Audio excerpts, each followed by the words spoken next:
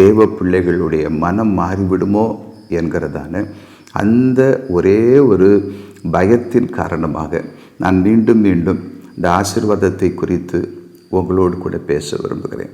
ஒரு சின்ன எக்ஸாம்பிள் சொல்கிறேன் பாருங்க.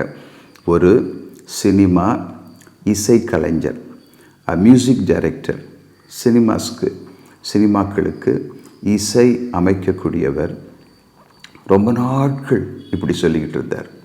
அவருடைய மியூசிக் ஹிட் ஆகும் பொழுதெல்லாம் ஜனங்கள் அந்த சினிமா பாடல்களை கேட்டு அவரை புகழ்ந்து பேசும் பொழுதெல்லாம் அவர் சொல்வார், எல்லா புகழும் இயேசு கிறிஸ்துவுக்கே, இயேசு கிறிஸ்துவுக்கே அப்படிங்கிற அவருடைய பெயரை, நம்முடைய கர்த்தருடைய பெயரை அவர் பலமுறை பயன்படுத்தி இருக்கிறார். அது சரியானதானா? கவனிக்கிறீங்களா? சினிமா என்பது ஒரு மாயை இல்லையா? அது நடிப்பு சம்பந்தப்பட்டது, பொழுதுபோக்கு சம்பந்தப்பட்டது, தேவனை விட்டு நம்மை பிரித்து விடக்கூடியது. காரணம், அதில் காண்பிக்கக்கூடியதான காட்சிகள் வன்முறையும் அசுத்தமும் நிறைந்தவைகளாக இருக்கிறது. அதே நேரம் அது நம்முடைய நேரத்தை கெடுத்து விடக்கூடியதாக இருக்கிறது. ஒரு தேவனுடைய பிள்ளை பைபிள் வாசிக்கிற நேரத்தை, ஜெபிக்கிற நேரத்தை, கர்த்தரை குறித்து நினைக்கிற நேரத்தை, கர்த்தரை ஆராதிக்கிற நேரத்தை சினிமாக்களும் சிறு சிறு குறு படங்கள் அல்லது இந்த சீரியல்ஸ்ன்னு சொல்கிறாங்க, இவைகளெல்லாம் நம்மை திசை மாற்றி விடுகிறது. கர்த்தரை துதிக்க முடியாதபடி அந்த நேரத்தை அவைகள் திருடி விடுகிறது. அது ஒரு விக்கிரக ஆராதனையாகவே மாறிவிடுகிறது.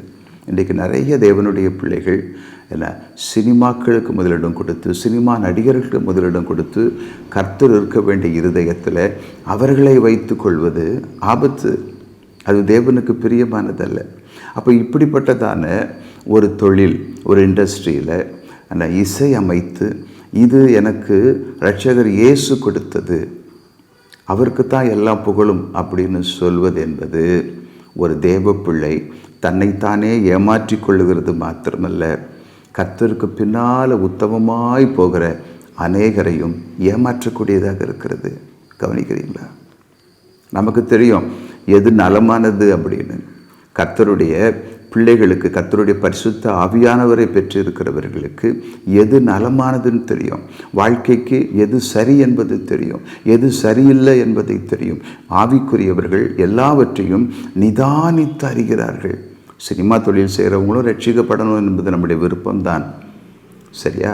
எல்லாரும் மீட்கப்படணும், எல்லாருக்காக ஆண்டவர் ரத்தம் சிந்தி இருக்கிறார். சினிமா தொழில் செய்கிறவங்களுக்காகவும் கர்த்தர் ரத்தம் சிந்தி இருக்கிறார். இன்னும் சொல்லப்போனால் பாவிகள், என்ன விசுவாசம் என்றால் என்னவென்றே தெரியாதவர்களுக்காகவும் கர்த்தர் ரத்தம் சிந்தி இருக்கிறார். காரணம், நாம் ரட்சிக்கப்பட்ட அந்த நாட்களில் நம்ம பாவிகளைத்தான் இருந்தோம். கவனிக்கிறீங்களா? ஆனால் நம்மிடத்தில் அன்பு கூர்ந்து நமக்காகவும் நாம் பாவிகளாக இருக்கையில் நம்முடைய இரட்சகர் நமக்காக ரத்தம் சிந்தி இருக்கிறார். ஸோ அதில் எந்த விதமான சந்தேகமும் இல்லை, அது உண்மை. ஆனால் பாவத்திலே நிலை நின்று கர்த்தர் யாரென்றே தெரியாமல், அவருடைய வழிகள் என்னன்னே தெரியாமல் கர்த்தர் என்னை ஆசீர்வதித்திருக்கிறார்னு சொல்லும் பொழுது அது அநேகரை திசை திருப்புகிறது. கவனிச்சுட்டு வரீங்களா இதெல்லாம்? ஸோ ஒரு எக்ஸாம்பிளுக்காக நான் இதை சொல்கிறேன். தேவனை விட்டு நம்மை பிரிப்பது உலகம். யோவான் ரொம்ப அழகாக சொல்லியிருப்பார் தம்முடைய நிருபத்தில், ஒரு மனுஷனுக்குள்ளே உலகத்தின் அன்பு இருந்தால், உலகத்தின் அன்பு என்ன? கண்களின் இச்சை, மாம்சத்தின் இச்சை, ஜீவனத்தின் பெருமை. அதை பற்றி தான் இன்றைக்கு தியானிக்க போகிறோம். ஜீவனத்தின் பெருமை. அப்போது கண்களின் இச்சை என்பது என்ன? பார்க்கறத விரும்புகிறது. அதில் சினிமா ஒன்று. கவனிக்கிறீங்களா? அப்போ அதை அதை அதை ஆசீர்வாதம் என்று சொல்லி என்ன தேவனுக்கு பதிலாக, அவருடைய அன்புக்கு பதிலாக, அவருடைய வசனம் இருக்க வேண்டிய இடத்துல உலகத்தை கொண்டு வந்து வைக்கும் பொழுது இட் இஸ் அகெயின் எ சின். அது தேவ ராஜ்யத்துக்கு விரோதமானது தான். ஆனால் அது இப்படி தவறாக இன்டர்பிரட் பண்ணப்படுது. நிறைய ஊழியக்காரங்க கூட அதுக்கு சப்போர்ட்டிவாக இருக்கிறத பார்க்குறோம். ஸோ பி கேர்ஃபுல், ரொம்ப ஜாக்கிரதையாக இருங்க.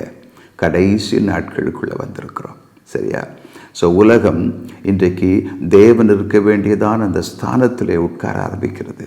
கர்த்தருடைய பிள்ளைகளுடைய இருதயத்தில் உலகம் உட்கார்ந்து கொள்ளும் பொழுது, அதன் ஆசை இச்சைகள் உட்கார்ந்து கொள்ளும் பொழுது, நம்முடைய பரம தகப்பனை குறித்த அன்பு நம்மை விட்டு விலகி விடுகிறது. ரெண்டு எஜமானுக்கு ஒரு மனுஷனால் வேலை செய்ய முடியாது. ஒன்று உலகம், அதன் மேல் பிரியம், அதன் ஆசை இச்சைகள், அதை அனுபவிக்க வேண்டும். கண்களின் இச்சை, மாம்சத்தின் இச்சை, ஜீவனத்தின் பெருமை, இது இருக்கிற இடத்துல தேவனுடைய என்ன பிரசன்னம் இருக்க முடியாது, அவருடைய அன்பு இருக்க முடியாது, அவருடைய சமூகம் இருக்க முடியாது. ஸோ எது நமக்கு வேண்டும் என்பதை நாம் தெரிந்து கொள்ள வேண்டும். நீர் மட்டும் போதும் என் இயேசுவே.